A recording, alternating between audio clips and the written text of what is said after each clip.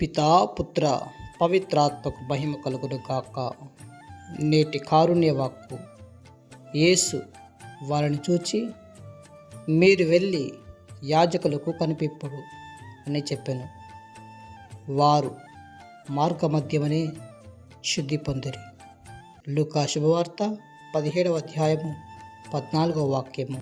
ప్రియ దేవుని బిడ్డలారా, సహోదరి సహోదరులారా, ఎందుకు యేసు ప్రభు వారిని యాజకులుగా కనిపించమన్నాడంటే, యాజకులు వారు దేవునికి మధ్యవర్తులుగా ఉన్నారు.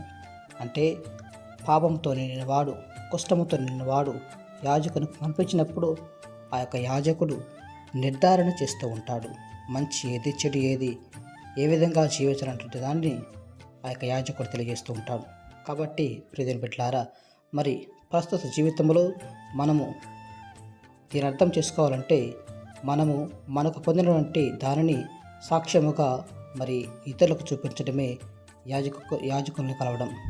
కాబట్టి మనము మన దైనందిన జీవితంలో దేవుడు చేసిన ప్రత్యేక మేలులకు కృతజ్ఞత తెలుపుకుంటూ దేవుని యొక్క మహిమను, దేవుని యొక్క ఆశీర్వాదాన్ని పొందుకుందాం.